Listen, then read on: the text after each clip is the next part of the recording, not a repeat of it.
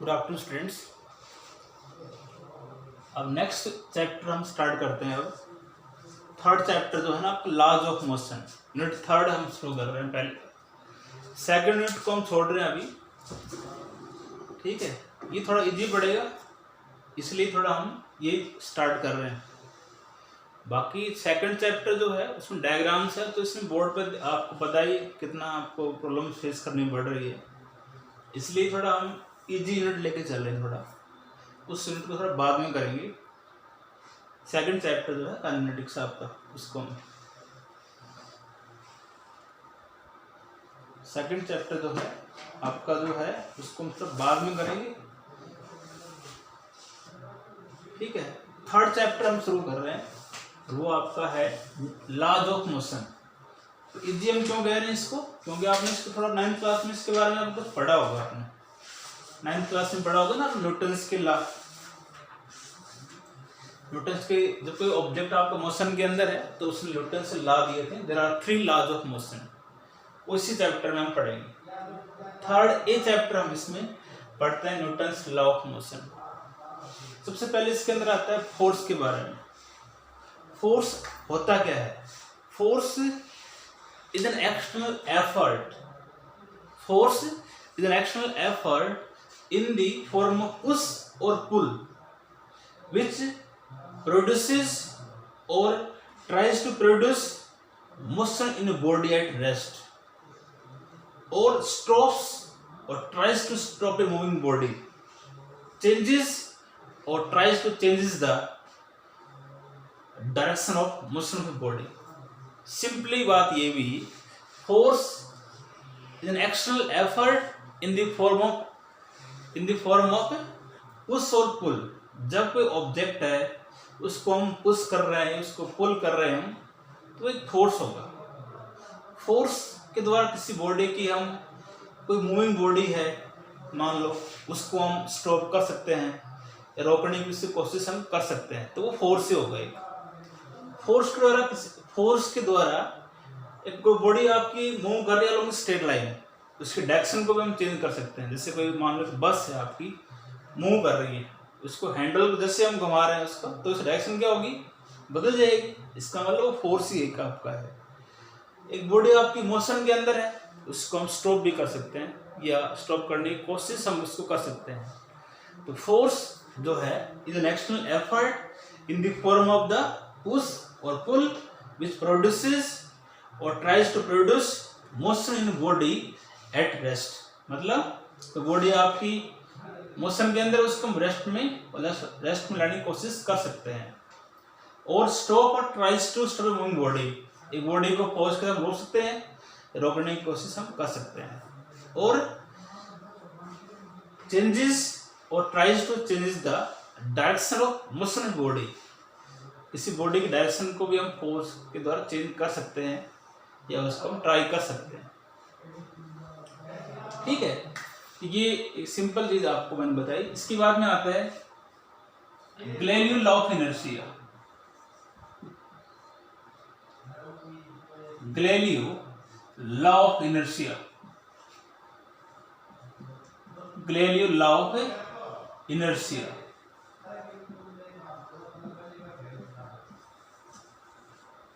Galileo law of inertia.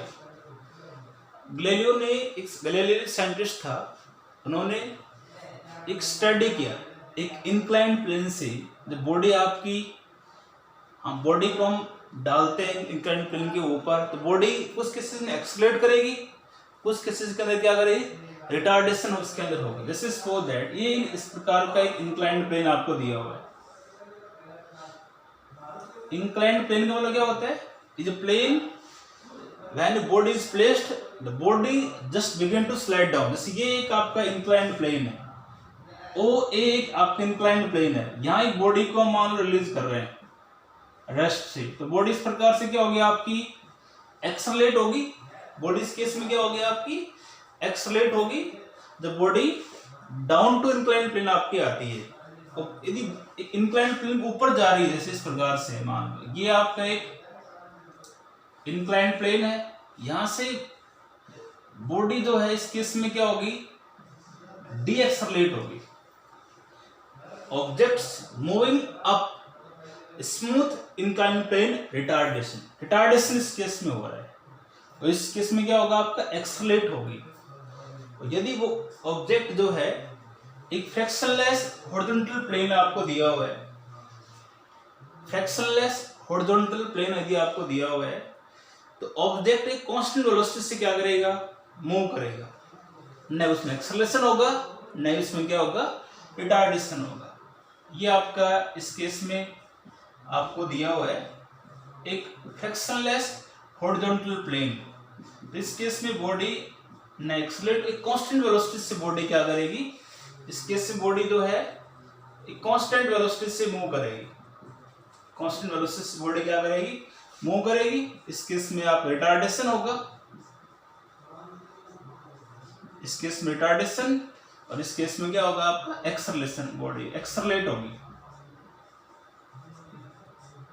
ठीक है, तो इनसे स्टडी करने के बाद में गैलीलियो ने ऑब्जर्व किया, यदि किसी बॉडी के ऊपर एक्सटर्नल फोर्स यदि आपका 0 है, तो बॉडी यदि आपकी रेस्ट में है तो कंटिन्यू बॉडी जो है वो रेस्ट में ही रहेगी, और बॉडी यदि मोशन में है तो कंटिन्यू बॉडी क्या रहेगी आपकी, मोशन के अंदर ही रहेगी। तो इसकी स्टेटमेंट ये इन्होंने दी, according to Galileo law of inertia, if net external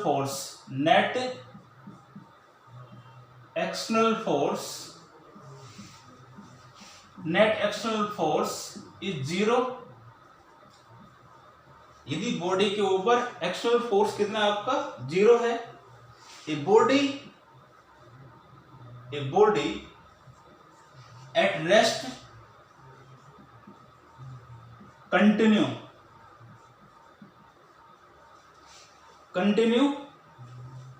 to be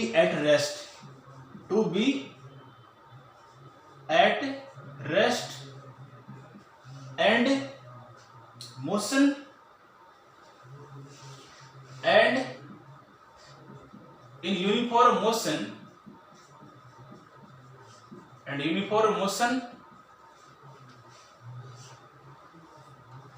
continue to move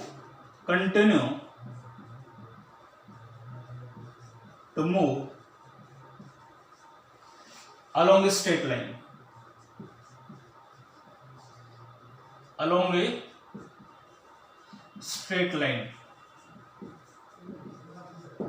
ये गैलीलियो ने जब इन पे स्टडी किया एक्सपेरिमेंट करके, उसके बाद उन्होंने एक स्टेटमेंट दी, यदि किसी बॉडी पे एक्सटर्नल फोर्स यदि आपका 0 है, तो बॉडी यदि आपकी रेस्ट में है तो कंटिन्यू रेस्ट में ही रहेगी बॉडी, और मोशन में यदि बॉडी है तो कंटिन्यू बॉडी जो है मूव करेगी स्ट्रेट लाइन में। ठीक है, ये था इसकी स्टेटमेंट आपकी। अब इसके बाद में आता है लीनियर मोमेंटम, इसी में कर देता हूं लीनियर मोमेंटम।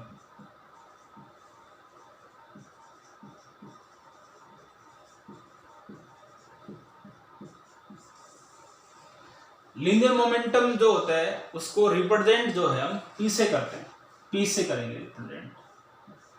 मोमेंटम जो है रिप्रेजेंट करता है quantity of motion content in the body. Linear momentum is defined as the quantity of motion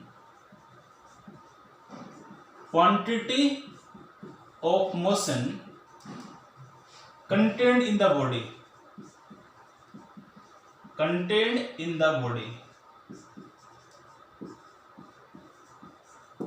किसी बॉडी के अंदर मोशन की क्वांटिटी क्या है, बॉडी किस वेलोसिटी से मूव कर रही है, जिस वेलोसिटी से बॉडी मूव करेगी उसकी कोरस्पोंडिंग लीनियर मोमेंटम होगा। ठीक है, linear momentum body is defined as the quantity of motion content in the body. किसी बॉडी में मोशन की क्वांटिटी क्या है, बॉडी किस वेलोसिटी से मूव कर रही है, जितना ज्यादा वेलोसिटी होगी उतना ही बॉडी का मोमेंटम होगा। बॉडी की वेलोसिटी कम है, मोमेंटम भी इसका क्या होगा, कम होगा। लीनियर मोमेंटम जो होता है product of mass into velocity, mass और वेलोसिटी का प्रोडक्ट होता है linear momentum. If a body of mass m, body है सपोज दैट, उसका मास हमने मान रखा है m और बॉडी मूव कर रही है, moving with velocity v velocity से बॉडी आपकी क्या कर रही है, मूव कर रही है। तो मोमेंटम जो होगा वो बराबर क्या होगा, लीनियर मोमेंटम होगा mv। लीनियर मोमेंटम किसके बराबर होगा, मास इनटू वेलोसिटी, प्रोडक्ट होता है मास इनटू वेलोसिटी के प्रोडक्ट के बराबर होता है आपका, ठीक है। यहां से हम कह सकते हैं momentum depends on the mass and velocity, ठीक है। मोमेंटम की जो डायरेक्शन जो होती है, हमेशा मोमेंटम की डायरेक्शन किधर होगी, बॉडी किधर मूव कर रही है, डायरेक्शन ऑफ मूविंग बॉडी किधर है, उधर ही आपका मोमेंटम होगा। मोमेंटम एक वेक्टर क्वांटिटी है, वेक्टर क्वांटिटी होगी, मैंने कहा डायरेक्शन इसकी होगी, डायरेक्शन किधर होगी, बॉडी मूव किधर कर रही है, ठीक है। अच्छा, एसआई यूनिट की बात करते हो, मोमेंटम जो है उसकी एसआई यूनिट जो होगी वो होगी mass unit kilogram, velocity unit क्या होती है, मीटर पर सेकंड। मोमेंटम की सीजीएस यूनिट क्या होगी, सीजीएस यूनिट, तो मास की ग्राम हो जाएगी सीजीएस यूनिट, और वेलोसिटी की यूनिट क्या होगी, सेंटीमीटर पर सेकंड। डायमेंशन फॉर्मूला कैलकुलेट करना चाहते हो तो P डायमेंशन निकालना है, मास का m हो जाएगा, वेलोसिटी का LT-1, तो ये होगा m1 L1 T-1, इसका डायमेंशन फॉर्मूला होगा लीनियर मोमेंटम का। अब हम इसमें बात करते हैं, यदि बॉडी का मास जो है, इफ स्पेशल केसेस में यदि बात करते हैं, इफ m जो है यदि बॉडी का मास यदि कांस्टेंट है, तो सीधी सी बात है मोमेंटम और वेलोसिटी, भाई आप जानते हो P इक्वल टू mv होता है, मोमेंटम इक्वल टू क्या होता है, m into v। If we assume that mass of the body is constant, यदि बॉडी का मास क्या हो, कांस्टेंट है, तो momentum depend on the velocity. Momentum किस पे डिपेंड करेगा, वेलोसिटी पे डिपेंड करेगा। दोनों में ग्राफ कैसे होगा, दोनों में ग्राफ कैसा होगा, स्ट्रेट लाइन होगा। क्यों, डायरेक्टली प्रोपोर्शनल का केस आ रहा है, डायरेक्टली प्रोपोर्शनल केस में हमेशा ग्राफ कैसा आएगा, स्ट्रेट लाइन, ऐसे ग्राफ बनेगा इसका, ये ग्राफ आ जाएगा, एक्स एक्सिस हो जाएगा, ये वाई एक्सिस हो जाएगा इसका, और इधर आपका मोमेंटम हो जाएगा, इधर क्या होगा आपका m हो जाएगा, सॉरी v हो जाएगा, ठीक है। और कांस्टेंट क्या है इस केस में, m जो है बॉडी का मास जो है वो कांस्टेंट है आपका। दूसरे केस की बात करते हो, यदि इफ v जो है, वेलोसिटी जो है वो यदि कांस्टेंट हो, तो उस केस में p किस पे डिपेंड करेगा, मास पे डिपेंड करेगा। इस केस के अंदर भी ग्राफ कैसा आएगा आपका, ग्राफ इस केस में स्ट्रेट लाइन ही आएगा, ऐसे बनेगा ग्राफ, एक्स एक्सिस, ये वाई एक्सिस आपका है, इधर आपका मोमेंटम, इधर आपका हो जाएगा मास, तो ग्राफ ये होगा स्ट्रेट लाइन। इस केस में आप कह सकते हो यहाँ पर वेलोसिटी जो है वो कांस्टेंट है। थर्ड केस की बात करते हैं, यदि मोमेंटम कांस्टेंट हो, इफ मोमेंटम जो है, momentum of body constant, bodies का मोमेंटम यदि कांस्टेंट है, दो बॉडीज है, अनइक्वल मास है, अलग अलग उसकी वेलोसिटी है, और उनका मोमेंटम कांस्टेंट है, इसका मतलब एक बॉडी का मोमेंटम p1 ले लिया, दूसरी बॉडी का मोमेंटम क्या ले लिया हमने, p2, दोनों आपस में क्या है, मोमेंटम आपस में उनका कांस्टेंट है, बॉडीज का सेम है। तो एक बॉडी का मास m1 बता रहे हो, पहले का वेलोसिटी क्या है v1, दूसरी बॉडी का मास क्या है m2, वेलोसिटी क्या है उसकी v2। तो यहां से आप एक रिलेशन इसका डिराइव कर सकते हो, मास को इधर ले लो, m1 by m2 बराबर क्या होगा, v2 by v1, ये तो होगा, यहां से आपको साफ इसमें दिखाई दे रहा है मास जो है इनवर्सली प्रोपोर्शनल किसके है, वेलोसिटी के है ना। मास जो है इनवर्सली प्रोपोर्शनल किसके है, वेलोसिटी के। तो ग्राफ दोनों में कैसा आएगा, तो सीधी सी बात है m is inversely proportional to the v। Graph क्या, इसका मतलब वेलोसिटी यदि बॉडी की ज्यादा होगी तो मास क्या होगा उस केस में कम होगा। तो ग्राफ कैसा होगा, इनवर्सली प्रोपोर्शनल होगा। ग्राफ ऐसे होगा, ग्राफ जो है आपका ऐसे बनेगा, कर्व्ड ग्राफ बनेगा, कर्व्ड। इधर वेलोसिटी ले लो, इधर होगा आपका मास।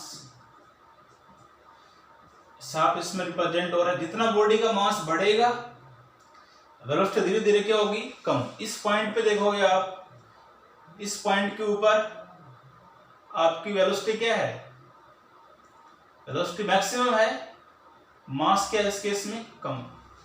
Smaller the mass of the body, larger the velocity. ये ग्राफ किस केस के लिए है, जब मोमेंटम बॉडीज का क्या हो, कांस्टेंट हो। ठीक है, ये था लीनियर मोमेंटम के बारे में। लीनियर मोमेंटम बेसिकली क्या होता है, quantity of motion content in the body. किसी बॉडी के अंदर मोशन की क्वांटिटी क्या है, ठीक है। Momentum is equal to the product of mass and velocity. Mass किसी बॉडी का क्या है, वेलोसिटी क्या है, मोमेंटम निकालना है, P बराबर mv कर दो। P इज इक्वल टू क्या होगा, mv। Greater the velocity of the body, larger the momentum. Momentum की डायरेक्शन हमेशा होगी जिधर बॉडी आपकी मूव कर रही है, ठीक है। अब हम ये कह रहे हैं यदि मास कांस्टेंट है तो P मोमेंटम और वेलोसिटी आपस में वेरी कैसे करेंगे, अलोंग स्ट्रेट लाइन। जितना v बढ़ेगा उसके कोरस्पॉन्डिंग मोमेंटम भी बढ़ेगा। ग्राफ कैसा होगा, स्ट्रेट लाइन। v कांस्टेंट है तो उस केस के अंदर भी p प्रोपोर्शनल m के होगा, तो ग्राफ स्ट्रेट लाइन ही आएगा। थर्ड केस में हम बात करते हैं यदि बॉडीज का मोमेंटम कांस्टेंट हो, दो अनइक्वल बॉडीज है, मोमेंटम उनका सेम हो, मास एक का m1 एक बॉडीज का, दूसरे का m2, वेलोसिटी एक v1 दूसरे की है v2, दोनों का मोमेंटम बराबर है। तो यहां से हम कह सकते हैं कि mass is inversely proportional to the velocity. जितना ज्यादा बॉडी का मास होगा वेलोसिटी उतनी कम होगी। इसका मतलब ग्राफ होगा आपका कर्व्ड, ये ग्राफ बनेगा आपका, ठीक है। इसके बाद में अब आता है नेक्स्ट टॉपिक, थोड़ा बेसिक हम बता रहे हैं, बाकी कल स्टार्ट करेंगे इसको। Newton's law of motion. Newton's laws of motion.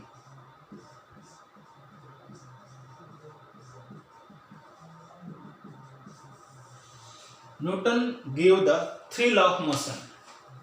Newton's के 3 लॉ है। जब कोई ऑब्जेक्ट आपका मोशन के अंदर होता है ना, तो न्यूटन्स ने 3 लॉ दिए। फर्स्ट लॉ जो है न्यूटन्स का, फर्स्ट लॉ होता है according to Newton first law of motion, a body is said to be rest, continue to be rest and motion continue in motion.